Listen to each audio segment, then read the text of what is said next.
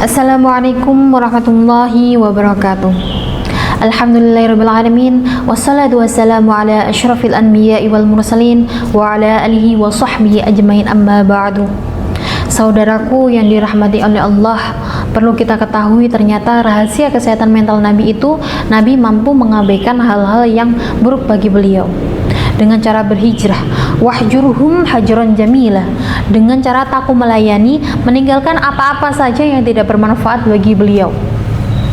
Nah, dalam pemaknaan hari ini kita bisa terjemahkan dengan kata ignoring, kita terjemahkan dengan kata skip, kita terjemahkan dengan kata cuek, tidak peduli, abai, dan lain sebagainya, dan itu semua adalah bentuk dari rahasia kesehatan mental Rasulullah.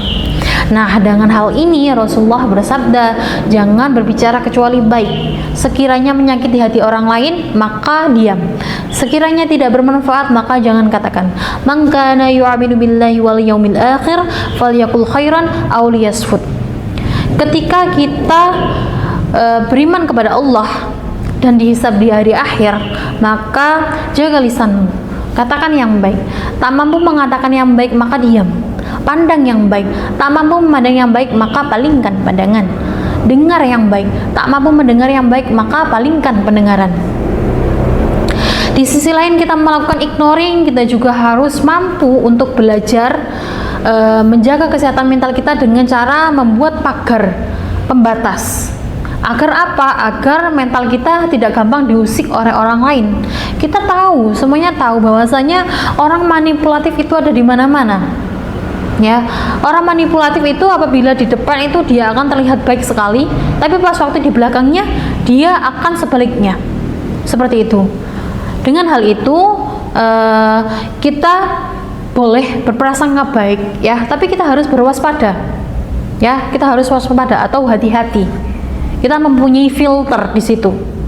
Kalau semisalnya saya kan nggak mau suudon sama seseorang, nah ini beda lagi. Kalau suudon itu konteksnya langsung curiga atau berasumsi negatif. Kalau waspada kita hati-hati, kalau suudon itu langsung berasumsi negatif. Jadi beda. Jadi kita dengan Allah itu berbaik sangka dengan iman, kita dengan manusia itu berbaik sangka dengan waspada. Kita kembali lagi dengan pembahasan menjaga mental kita dengan cara dengan cara kita ignoring tadi, yang biasanya kita sebut dengan personal boundaries. Orang yang tidak mempunyai personal boundaries, orang itu akan cenderung people pleaser.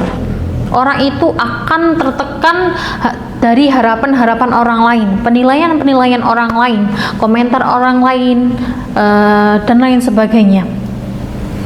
Ya, dan lain sebagainya, dan itu akan bisa mempengaruhi hidup kita. Contoh kita lihat di lingkungan masyarakat saja, anak perempuan umur 25 tahun, ya, itu kalau misalnya dia belum menikah, dia akan dicap bahwasanya hati-hati loh nanti akan menjadi perawan tua, hati-hati loh nanti nggak dapat jodoh. Nah, seperti itu.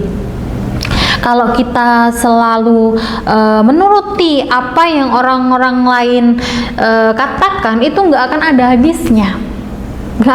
habisnya, Makanya itu pentingnya kita mempunyai personal boundaries itu. Kita gak gampang ke-trigger sama omongan orang lain. Di sisi lain kita mempunyai personal boundaries, di sisi lainnya lagi kita jangan sampai menjudge atau menilai orang seperti itu. Ya, jangan sampai menilai orang-orang yang seperti itu. Karena apa? Ditakutkannya nanti orang itu akan menjadi sakit hati. Kita nggak tahu orang itu mempunyai planning yang seperti apa. Ada orang yang umur 25 tahun inginnya berkarir dulu baru menikah. Ada yang ingin menikah dulu baru berkarir, seperti itu. Kalau semisalnya kita mengikuti omongan orang lain, itu kan nggak ada habisnya. Contoh, semisalnya dia udah menikah nih, ya, dia udah menikah. Terus pas waktu setahun 2 tahun kok belum punya anak. Nah, pas waktu udah punya anak kok anaknya nggak nambah-nambah. Terus udah nambah nih, anak udah nambah kedua. Terus kok anaknya perkembangannya lambat semisalnya. Kalau kita menuruti omongan orang lain nggak akan ada habisnya. Seperti itu. Jadi kita harus menjadi dirinya kita sendiri, membahagiakan diri kita sendiri. Boleh kita ambil sisi positifnya saja dari omongan orang lain. Kita nggak harus mengikuti omongan orang lain. Nggak akan ada habisnya. Ingat bahwasannya dosa wanita itu ada pada lisannya, dosa laki-laki itu ada pada pandangannya.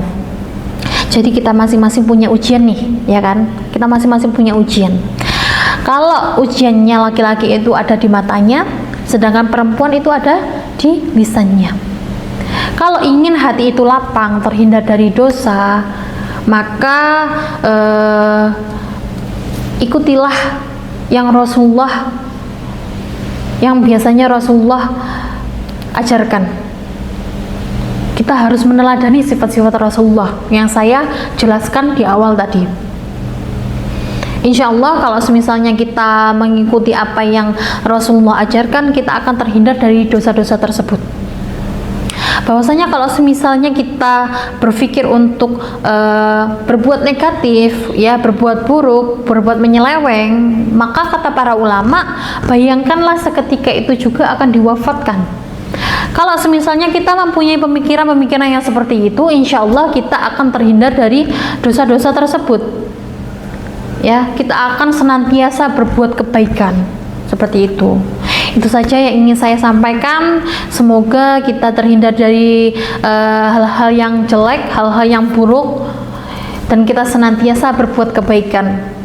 Dan semoga apa yang saya sampaikan menjadi pengingat bagi kita semua dan ilmu yang bermanfaat. Itu saja yang ingin saya sampaikan. Wabillahi taufiq wal hidayah, waridho wa inayah. Wassalamualaikum warahmatullahi wabarakatuh.